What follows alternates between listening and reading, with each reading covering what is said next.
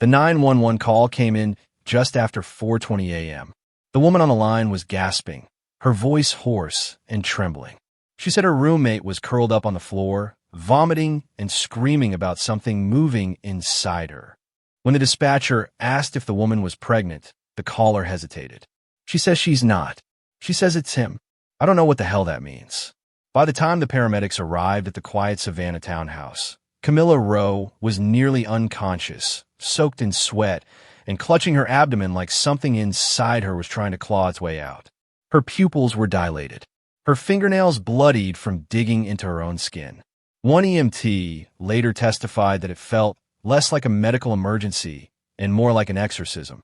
At Memorial Health University Medical Center, the ER team didn't waste time.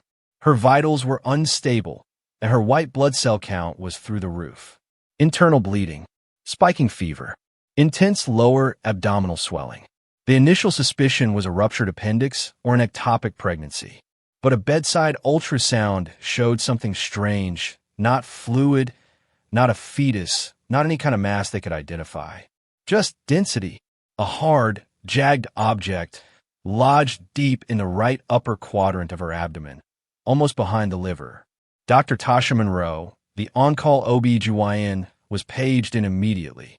She'd handled hundreds of emergencies, botched abortions, ovarian torsions, even the occasional drug mule with foreign objects stuffed inside. But the moment she laid eyes on Camilla, still semi-conscious and moaning incoherently about someone named Derek, she felt something crawl up her spine. "We need to open her up," Dr. Monroe told the team. "This isn't routine." They prepped her for exploratory laparotomy. As the scalpel made the first incision, Monroe noted extensive scarring around Camilla's lower belly, faded but deliberate. Surgical, but not professionally done. Odd. She made a mental note and kept going. Then came the moment no one in that or would ever forget. As Monroe reached into the cavity and gently lifted aside the liver, her gloved hand struck something hard bone.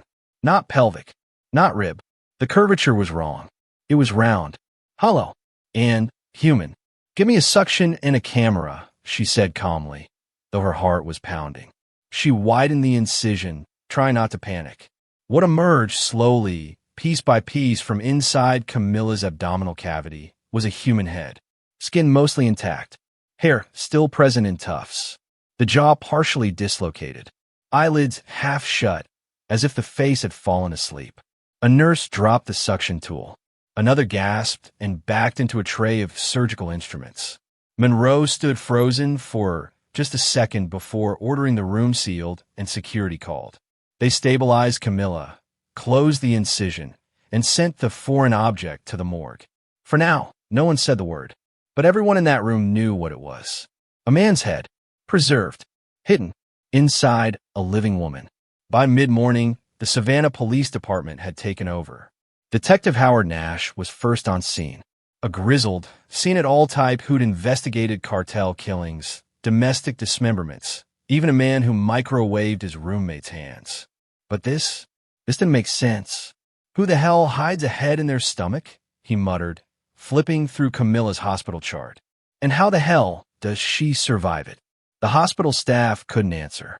All they knew was that Camilla Rowe, age 28, no prior criminal record, no known psychiatric history, had been walking around with a dead man's head inside her for God knows how long. And whoever that man was, his name was likely Derek. Camilla's emergency contact, a college roommate named Liana Brooks, was the one who called 911. She was still at the hospital, hands shaking, wrapped in a fleece blanket. When Nash approached her, she whispered she used to talk to him every night, like he was still around. "Who?" Nash asked. "Derek," Liana said. "Her ex. He disappeared 2 years ago. She always said he never left her. I thought it was just, I don't know, grief." The detective stared at her. "Did she ever say where he went?" "She said he was close, that he promised he'd never leave. And once she said, 'He's a part of me now.' I thought it was poetic. I didn't think she meant it literally." Back in the operating room, Monroe sat alone, still in scrubs, staring at the blood-stained table. The face of that man was burned into her mind, his mouth slightly open, like he had been screaming, or whispering. or kissing. And Camilla, now sedated and hooked to a ventilator, lay still in recovery, her pulse steady, her lips curled ever so slightly, almost like she was smiling. Dr. Tasha Monroe had been in the OR for 16 years. She had delivered babies born with half a skull, pulled still-beating hearts out of women having aneurysms, and once helped remove a calcified fetus that had been inside a woman for 33 years. But what she saw that morning inside Camilla Rowe's abdomen broke something in her. The head had been positioned with a kind of eerie care. It was cradled against the liver, wrapped in a translucent membrane Monroe didn't recognize, not part of any normal tissue. It was as if someone had deliberately tucked it there, like a grotesque keepsake hidden in a velvet pouch. No signs of decomposition, no smell, somehow preserved. She wanted to believe it was a prosthetic, a sick prank, something fake, latex maybe, but no. As the camera zoomed in and a nurse gently flushed saline around the contours, the truth became undeniable. The jaw was real. The teeth had fillings. The follicles still held human hair. And worst of all, the skin had not fully decomposed. It had the clammy, pale blue pallor of someone recently embalmed. Except there was no embalming fluid in Camilla's system. No signs that this was ever processed by a funeral home. It hadn't come from a morgue. It had come from her. The OR went completely silent. Nobody moved. Nobody spoke. One of the residents vomited into a trash bin. Another excused herself and never came back. Monroe did what she was trained to do: protect the patient and finish the job. She carefully removed the object, placed it into a sterile evidence container, and closed Camilla's abdominal wall like any other case. Her hands moved robotically. Her breath was shallow. The overhead lights burned too bright, and for a moment she thought she heard whispering, not from the room, but from inside her own ears. When it was over, the surgical team dispersed like ghosts. No one asked questions. No one wanted to break the spell of disbelief. Down in the hospital's pathology department, Dr. Roland Hughes received the specimen with a signed affidavit, found intra-abdominally during exploratory laparotomy. Foreign object resembles human cranium, likely male. He stared at the label, then at the object sealed in the tray. He unzipped the sterile bag, and his heart stopped. The eyes, glassy, sunken, were still there, not fully collapsed, not dried out. The tongue protruded slightly between the teeth, like it had been caught mid-sentence. The skin hadn't mummified. There were no insect traces, no trauma to the scalp or cranium. The hairline was intact. He ran a fingerprint scan from the remaining index finger. The system pinged. Derek Kane, age 30, reported missing in Savannah 2 years prior. No foul play ever confirmed. Case closed as voluntary disappearance. Dr. Hughes immediately called hospital security, then the coroner, then the police.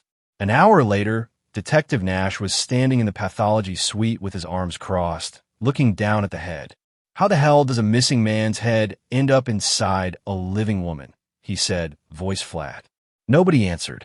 Later that afternoon, Camilla's roommate, Liana, was brought in to formally identify the remains. She nearly fainted when she saw the photo. "That's him," she whispered. "That's Derek. He used to come to our apartment. He wore that necklace. That exact one." She pointed to a small leather cord wrapped around what was left of the neck. A charm, a tiny brass locket shaped like a wolf's tooth, hung from it. Monroe, meanwhile, was sitting in her office, scrub still stained. She hadn't changed, hadn't spoken. A nurse knocked gently on the door. "Dr. Monroe, are you okay?" She didn't look up. "We took a life out of a life," she murmured. "That's not surgery. That's something else." Meanwhile, the cops went to work. A warrant was issued for Camilla's home. Nash and his team moved fast, bringing dogs, scanners, and ground-penetrating radar. At first, nothing looked suspicious. The townhouse was clean, too clean, almost staged. But the basement told a different story. In a back utility room, under a thin layer of carpet tiles, they found a seam in the concrete, freshly resealed. When they broke it open, the smell hit first. Chemical, bleach. Then came the rot. Beneath the concrete lay a partial human torso, dismembered from the neck down, stuffed inside a contractor-grade trash bag, wrapped in several layers of plastic, and surrounded by mothballs and potpourri. Next to it was a blood-stained scalpel and a mason jar. Inside the jar, teeth, human molars, incisors, a wisdom tooth. They had found the rest of Derek Kane. The medical examiner's preliminary report confirmed it. The body parts matched the DNA of the head. Time of death, approximately 22 to 26 months prior. Cause of death, still undetermined, but blunt force trauma to the skull was likely. The question wasn't just how he died. It was how the hell Camilla had managed to keep his head inside her body for almost 2 years without anyone noticing. No infections, no rejection, no sepsis. The scarring found during surgery? It wasn't an accident. She had cut herself open. Surgically. Precisely. Someone with anatomy training had stitched her back up. The theory began to form. Camilla had killed Derek, severed the head, and implanted it into herself. Not as a hiding place. Not as a cover-up. As a memorial. As a womb. She kept him inside her, Nash muttered. She really believed she was carrying him. Word of the case spread quickly.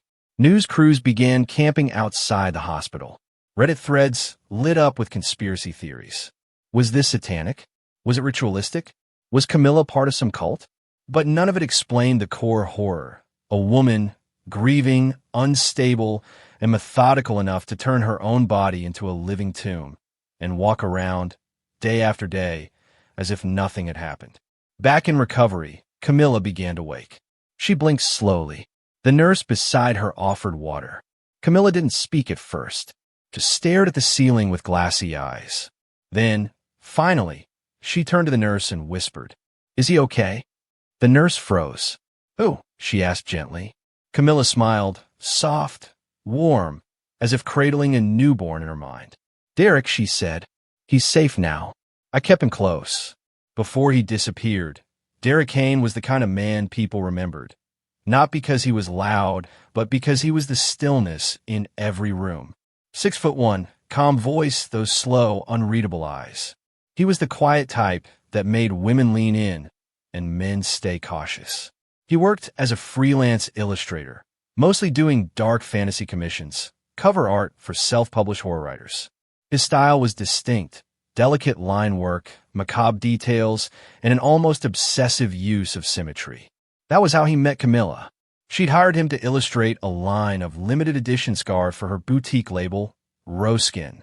The designs were anatomical, hearts wrapped in lace, a uterus blooming with roses, spines unraveling like ribbons. The project required hours of intimate collaboration. Late nights, red wine, shared playlists, and quiet sketching in the same studio space. They fell into each other like ink into water. To outsiders, it was fast. Too fast. Camilla had always been aloof, withdrawn. She didn't do normal relationships. But with Derek, she lit up. Or at least that's what her friends thought. What no one saw was how quickly Derek Kane began to feel swallowed. It started with small things. She wouldn't let him close the studio door. She insisted they eat every meal together, even when he was sick. And then came a need for contact. Camilla would place his hand on her abdomen and whisper, "You live here now." At first, Derek laughed it off.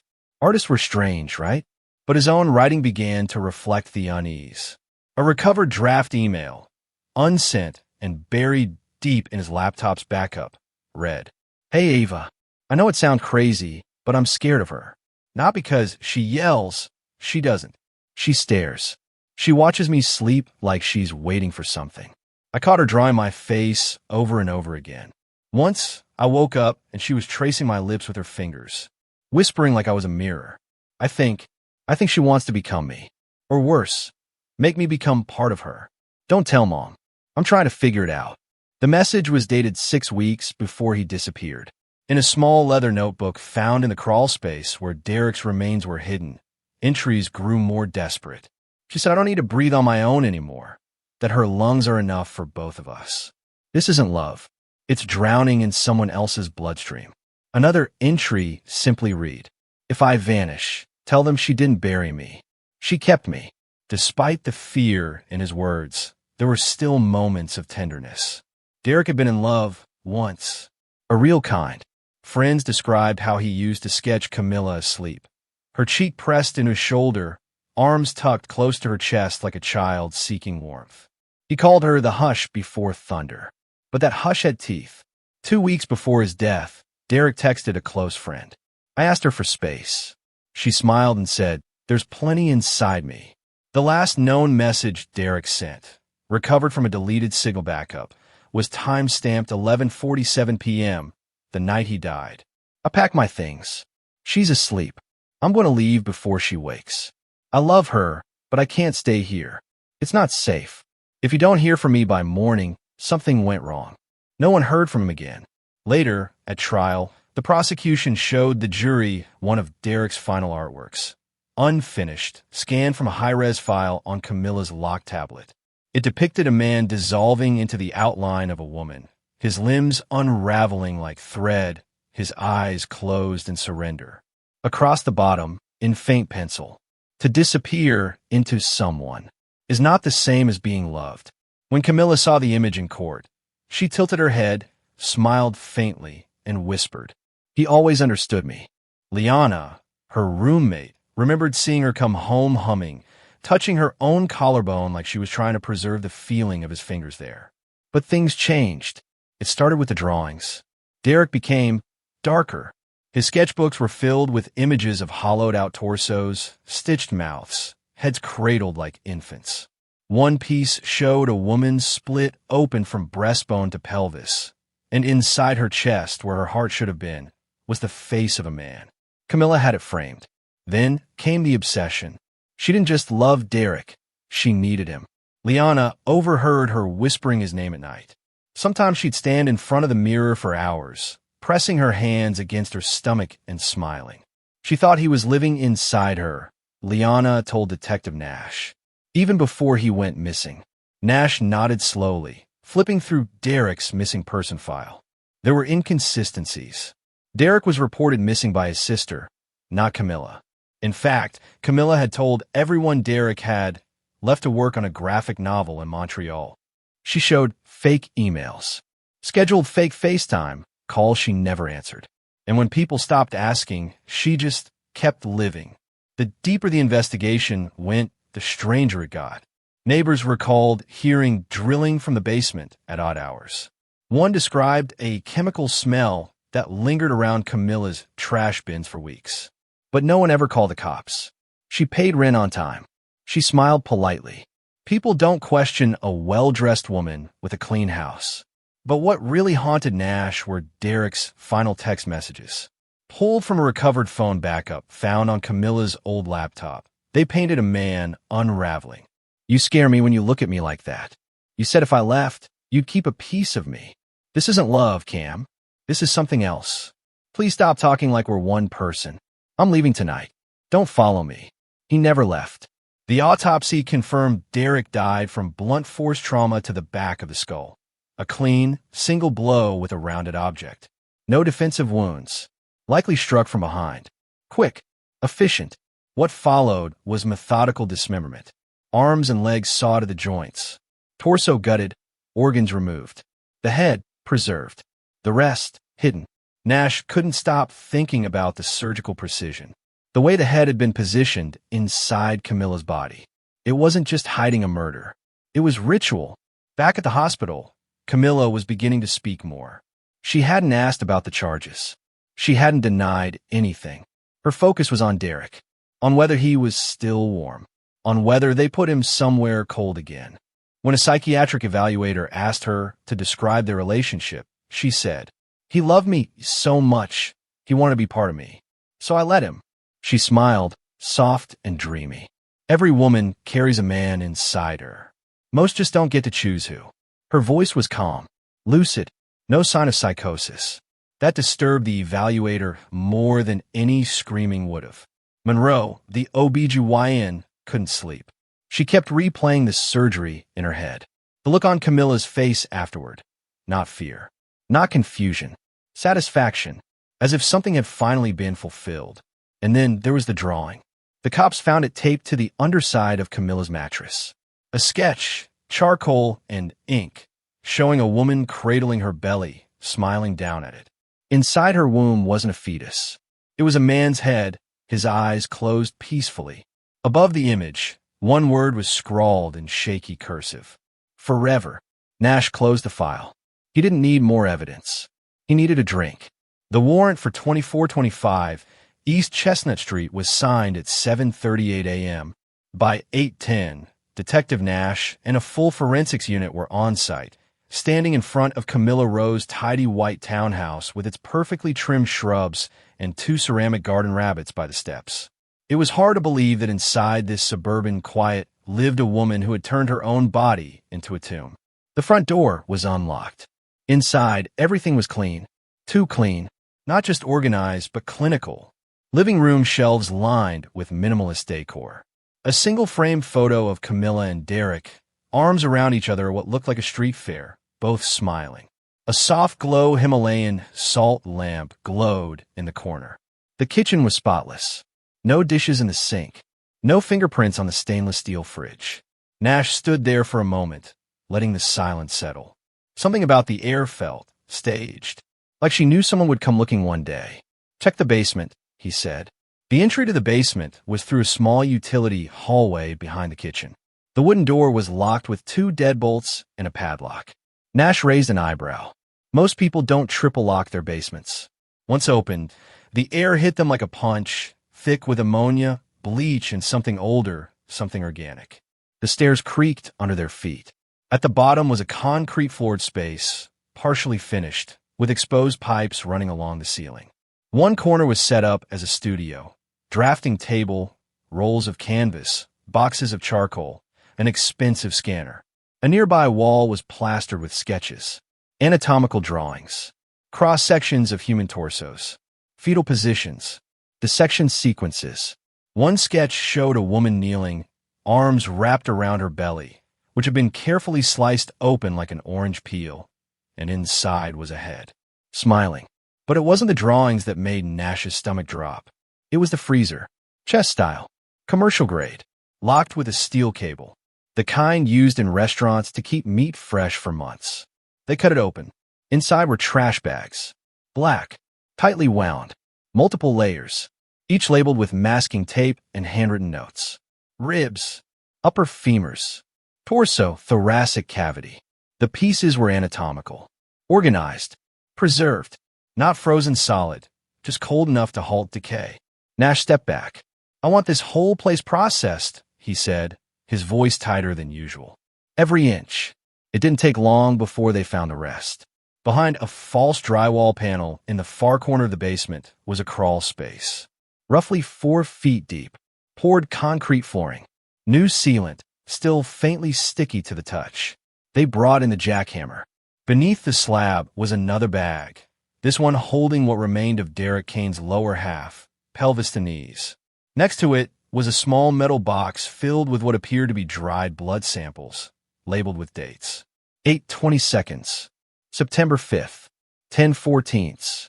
They spanned over a year and a half. Beside the blood, a glass jar with a suspended, white, fleshy mass. The lab later confirmed it was part of a human stomach. Not Derek's, Camilla's. A piece of her own body, removed and preserved. There was something else, too, tucked behind a support beam. A brown leather-bound journal. Handwritten, intimate, almost sacred. August 23rd. The incision is healing well. No fever. No pus. I feel full. October 1st. He's quiet now. I think he's sleeping. He feels safest when I walk in circles. December 25th. We are together. He is mine. No one can take him now. Not ever again. There were dozens of entries like that, blending medical notes with emotional delusion. Camilla had documented every stage, the dismemberment, the preservation, the internal placement, even her dietary adjustments to make room inside. She called it the Rebirth Project. The last page of the journal read simply, "It's almost time. He's ready to be born again." Nash closed the journal with shaking hands. He'd seen psychosis before. He'd seen obsession. But this was something else. This was devotion weaponized. A love story rewritten as a surgical ritual. A woman who turned her grief into godhood and her body into a shrine. Back upstairs, The text processed Camilla's art studio. Dozens of canvases, all variations on the same theme. Wombs filled with male heads, women weeping joyfully as they birth skulls, lovers holding hands through their stitched abdomens. One painting, large, bold strokes, crimson and black, showed Camilla lying on an altar, her belly open like a flower, with Derek's head emerging from the petals. The police bagged it all. When Nash returned to the hospital that evening, Camilla was awake. He didn't cuff her, didn't yell. He just sat beside her bed and stared for a long time. She broke the silence first. "Did you find his heart?" she asked softly. Nash said nothing. She nodded almost proudly. "I tried to keep it safe, but it kept beating too loud. I thought it might wake the neighbors." "You killed him," Nash said. "You tore him apart." Camilla's eyes shimmered with something that wasn't quite tears. "No," she said. "I made him eternal." Then she turned away, eyes fixed on the window, watching as the sun began to set over Savannah. Her city, her altar, her confession. The human body is not built to carry a second head inside the abdominal cavity. They're organs, arteries, pressure systems. The immune response alone would launch a full-scale war against any foreign object, let alone an entire human skull. And yet, somehow, Camilla Rose survived. That question, how, became the centerpiece of every medical conference call, every news headline, every thread dissecting the impossible. And the answer, when it came, was more horrifying than anyone expected. The first breakthrough came from a forensic surgical team brought in to review Camilla's scarring patterns. Using high-resolution imaging, they reconstructed the internal landscape of her abdominal wall. What they found shocked even the most seasoned trauma experts. Camilla had performed open abdominal surgery on herself. Not once, twice. The first incision was estimated to have taken place approximately 2 weeks after Derek Kane's death, the same day his sister reported him missing. There are no hospital records, no prescriptions, no evidence she had sought help. Instead, tucked away in the corner of her basement, police had discovered a folding massage table stained with old blood. Nearby were 4 bags purchased online, syringes, and a field surgery manual, 1979 Vietnam Combat Edition. She had followed it meticulously. Investigators believe Camilla used a combination of lidocaine patches, ketamine stolen from an old veterinary clinic where she once volunteered, and sheer willpower to deaden her senses.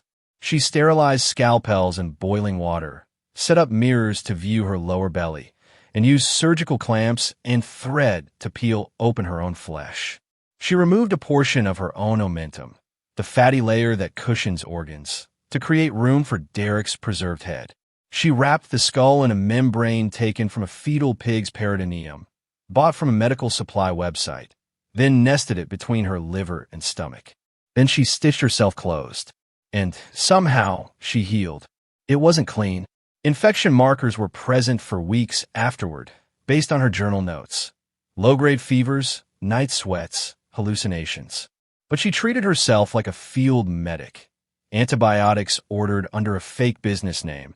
Saline drips hung from the ceiling of her studio. One doctor described it as a feat of extreme self-harm disguised as sacred surgery. But that still didn't answer the other question. Why didn't her body reject it?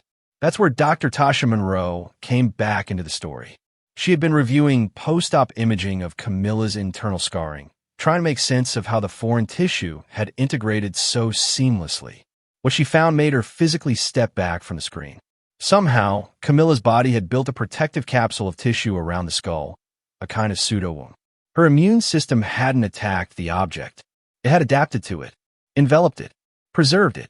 Not unlike how the body sometimes reacts to long-lost surgical tools or dead fetuses, a phenomenon known as lithopedion or stone baby, where a non-viable fetus calcifies inside the mother's abdomen, becoming inert.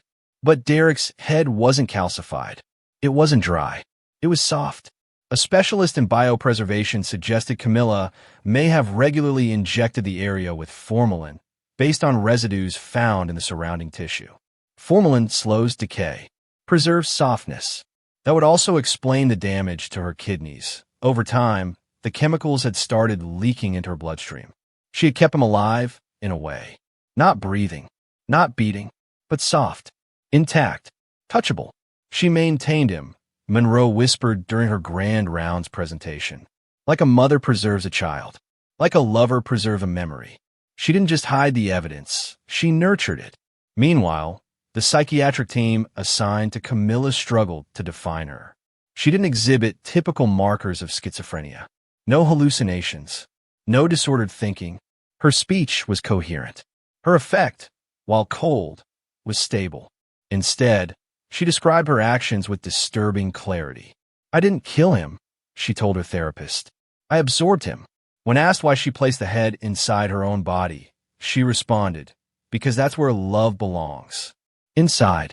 He said I was suffocating him, so I brought him closer. I wanted him to hear my heartbeat again.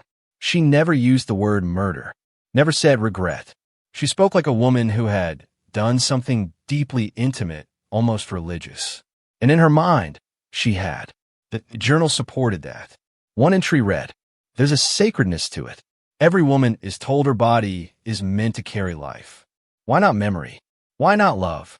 The medical community was split. Some called her a tragic case of untreated grief psychosis. Others labeled her a monster in sheep's clothing. But none of them could answer the last, lingering question Nash kept returning to. What was she waiting for? Because the thing that haunted him, that clawed at the back of his mind in the dead of night, was that final entry in her journal. It's almost time. He's ready to be born again. Was it metaphor? Or was she preparing for something worse? By the time jury selection began, the case of State of Georgia versus Camilla Rowe had already become the most watched true crime spectacle in a decade. CNN called it the darkest love story in modern American history. Fox News labeled her the smiling butcher. And TikTok was flooded with memes. Ultrasound photos photoshopped with skulls, influencer womb art challenges, and a viral sound clip from her jailhouse interview. He's safe now. I kept him close. In Courtroom 4B of the Chatham County Courthouse, a row of trauma therapists sat alongside reporters. The prosecution warned the public, what you are about to see and hear will disturb you. Permanently. Camilla arrived wearing beige, jail-issued scrubs. Her dreadlocks were tied back neatly. She looked calm, not sedated, not agitated. Calm, as if this were a wedding rehearsal, not a murder trial. The prosecution opened strong. They laid out the timeline. August 3rd, 2 years prior, Derek Kane disappeared. August 19th, Camilla purchased surgical tools and industrial-grade formalin under a fake LLC. September 1st, her first online order of veterinary ketamine. October 6th, a journal entry. The stitching is healing. He's starting to quiet. They presented the body parts recovered from her freezer and crawl space. Photos of her abdominal cavity with the head inside. The sketches. The journal. But it was the video that broke the courtroom. A short clip, only 14 seconds long, from a motion-activated basement camera Camilla had forgotten to disconnect. Dated nearly a year before her arrest, it showed her lying on the massage table, legs trembling, belly half open, one gloved hand reaching in her own stomach cavity with surgical tweezers. And in the background, a bucket. Inside the bucket, the head. A low, almost maternal hum echoed in the room as she worked. One juror asked to be excused. Another vomited into her handbag. The court went into recess. When they returned, the defense played its hand. Their argument was bold. Camilla Rowe was not a killer. She was a victim of prolonged grief psychosis, dissociative identity disorder, and unresolved childhood trauma. Her father, a traveling preacher, had died when she was 12, right in front of her, from a massive brain aneurysm. He collapsed during service, mid-sermon, while she was sitting in the front pew. The congregation remembered that day like it was the rapture. Reverend Elias Rowe was halfway through a sermon about resurrection. The body may die, but the soul remains rooted in the vessel, when his words faltered. He clutched his temple, staggered once, then dropped to the floor like a string had been cut. Camilla was 12, sitting in the front pew, still in her Sunday dress, hair neatly braided. When her father fell, she didn't scream, didn't run. She just walked slowly to the pulpit, climbed the 3 wooden steps, and sat beside his collapsed body. Cross-legged, silent, watching his mouth twitch and foam before it stilled. Witnesses later said it took over 30 minutes to pry her away. When paramedics arrived, they found her cradling his head in her lap, whispering fragments of his last sermon like she was trying to piece him back together through words. One EMT said she didn't blink for the full ride to the hospital. She just kept stroking his scalp, whispering, "Stay in me. Stay." Her mother never recovered from that moment either. A month later, she signed over Camilla to an adolescent psychiatric institution outside Augusta. The records were sealed, but one staff member remembered the girl who never spoke, only drew. Hundreds of pages, all of them black and white, charcoal only, heads cradled in hands, hearts curled into fetal positions, torsos opened like sarcophagi. One sketch, found taped behind a dresser when she was discharged a year later, showed a woman split down the sternum. Inside her chest cavity wasn't bone or lung. It was a man's face, eyes closed, smiling. The date in the corner, March 14th, 2004, the anniversary of her father's death. Camilla came home a different child, quieter, obsessed with anatomy. She began collecting discarded medical textbooks, studying diagrams of the abdominal cavity like others study horoscopes. At school, she once failed a group project because her interpretation of Show Your Heart was a papier-mâché model of a human ribcage with a porcelain doll's head tucked inside. No one understood her, but she didn't seem to mind.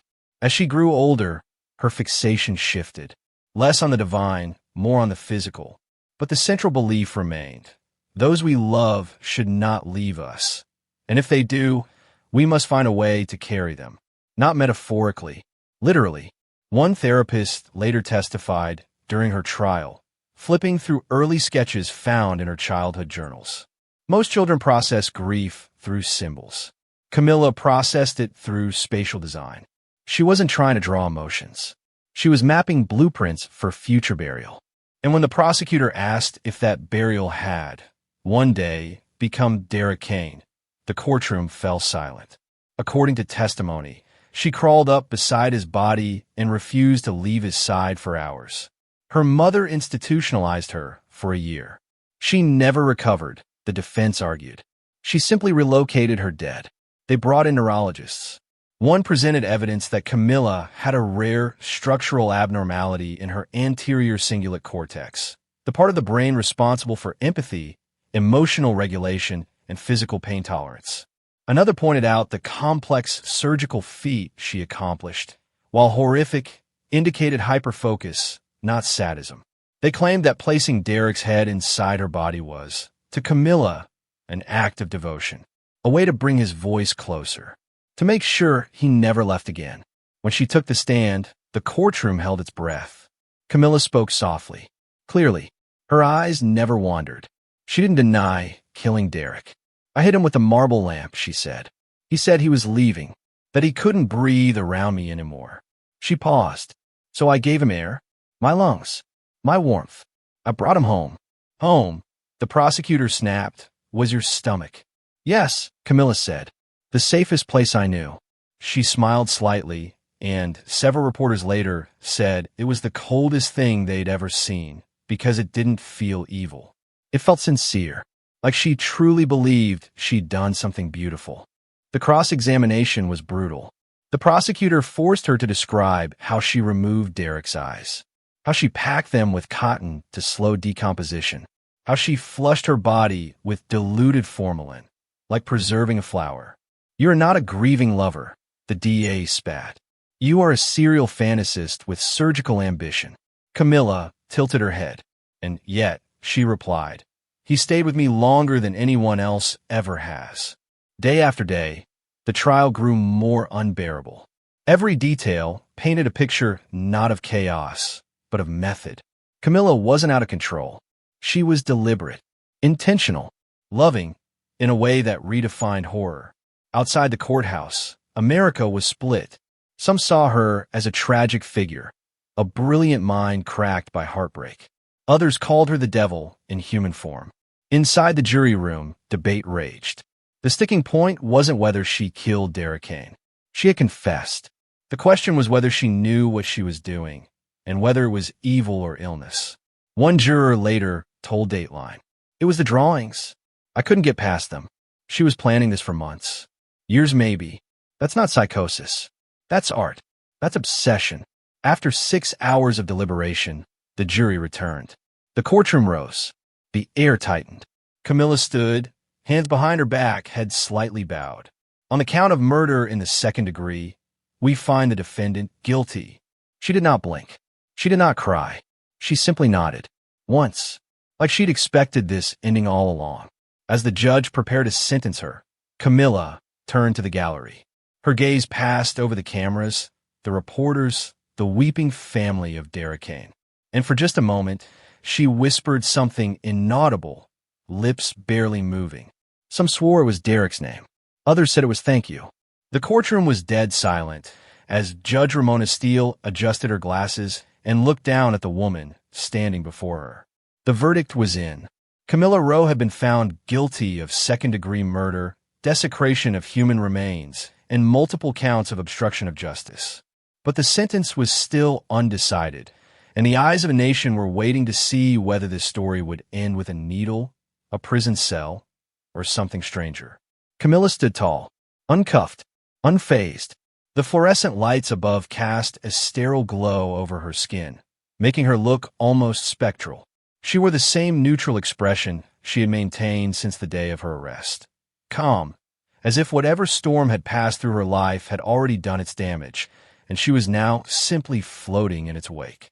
"Ms. Rowe," Judge Steele began, "what you did is beyond the scope of cruelty this court has ever seen. You did not act in a moment of rage. You planned. You preserved. You romanticized. You turned your lover into a relic and yourself into a living tomb." She paused, scanning Camilla's face for a flicker of reaction. Nothing. "Justice is not vengeance," the judge continued, "but it is truth. And the truth is, you did not just kill a man. You made a monument out of his corpse." Murmurs rippled through the courtroom. Then came the sentence. Life in prison. No possibility of parole. You would be held at the Georgia Central Medical Correctional Facility in psychiatric confinement. Indefinitely. Gasps. Cameras clicked. Camilla did not move. But just before the bailiff stepped forward to escort her out, she turned to the judge and spoke, her voice clear, unwavering. "Thank you, Your Honor," she said. "Now I can finally rest. We both can." Those 5 words echoed long after she was led away. Camilla Rowe was transferred to the psychiatric wing of the Georgia Central Facility 3 days later. Her cell was isolated, sterile. A single bed, a metal desk, a tiny window facing the courtyard. She did not resist, did not cry. She accepted her new life as if it had already been written. In her intake evaluation, when asked if she understood her crimes, she simply said, "I made a home out of myself. That's not a crime. That's a commitment." She ate her meals quietly, slept 8 hours a night, painted with coffee grounds and toothpaste when no one gave her brushes. A guard once caught her pressing her palm against her stomach in the middle of the night, eyes closed, whispering, "Don't cry. I'm still here." Twice a week, she received visits from a court-appointed psychiatrist, Dr. Mariana Keene. After 6 sessions, Dr. Keene wrote in her report, "The patient is not delusional in the traditional sense. She is aware of what she did. She does not deny it, but reframes it as an act of eternal love. She does not seek forgiveness. She seeks understanding. In her own mythology, she is not the villain. She is the vessel."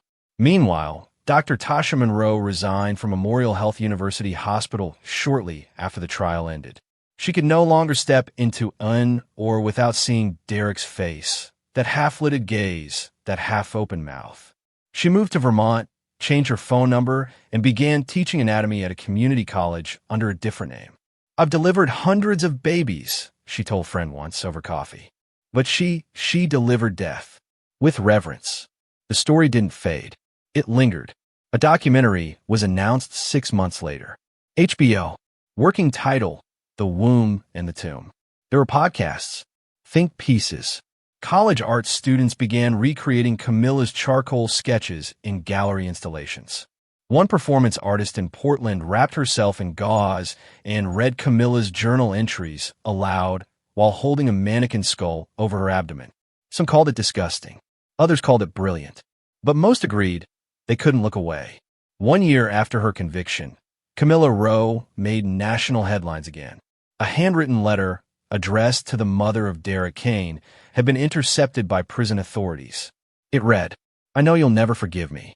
I don't ask you to, but I want you to know he was loved. He was held.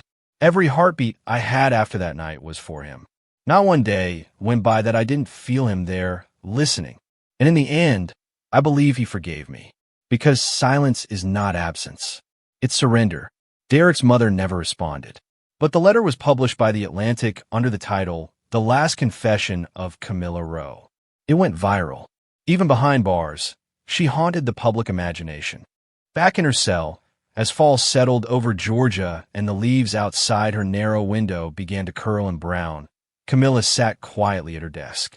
She had torn her bedsheet into strips and soaked them in her tea to create makeshift ink. On the wall above her desk, she began a new drawing, this time of herself, seated cross-legged, eyes closed. And inside her chest, nestled where her heart should be, was a tiny, sleeping version of herself, wrapped in a man's arms. When a guard asked her what it meant, she only smiled. "It's not about him anymore," she said. "It's about what's left of me." A year passed. Then two. Camilla Rowe remained in isolation, housed deep in Ward D of the Georgia Central Medical Correctional Facility, a wing reserved for the incurable, the forgotten, and the infamous. She was no longer a headline, no longer trending, but her name still lingered in dark corners of the internet, in academic syllabi on pathological grief, in the whispered conversations of first-year med students late at night. The cultural wave she left behind never fully receded. In Brooklyn, a fringe art collective known as Postwomb launched an immersive installation titled Row. Visitors were invited to walk through a life-sized replica of a woman's abdominal cavity made of latex and red silk. At the center sat a mannequin cradling a preserved human head replica, its eyes gently closed. The exhibit sold out for 8 weeks straight. Some viewers wept. Others vomited. "I think I was expecting horror," one woman told the New York Times. "But what I felt was intimacy, twisted but intimate, like someone was trying to hold on to love with their bare hands." In Chicago, a bioethics symposium opened its fall semester with a panel called The Ethics of Internalized Memory, the Camilla Rowe case and beyond. One professor argued that Camilla's act was the ultimate form of bodily autonomy. Monstrous, yes, but undeniably sovereign. "Where do we draw the line," he asked, "between honoring grief and becoming consumed by it?" Meanwhile, in Georgia, Dr. Tasha Monroe was slowly rebuilding her life. She kept a copy of Camilla's surgical notes in a locked drawer, not as a souvenir, but as a warning. Whenever one of her students joked about wanting to become a rock star surgeon, she'd quietly hand them the notes. "This is what skill without empathy looks like," she'd say. "You can be brilliant and still break the world." But perhaps the quietest, strangest ripple of all came from those who began to see Camilla not as a killer, but as a kind of prophet. It started on Reddit. A subreddit called r/Sacred Vessel began circulating Camilla's charcoal drawings, uploading her journal pages line by line. They spoke of the body as temple, love as internalization, soul as transplant, a language that blurred grief and theology. Soon, a splinter group emerged offline.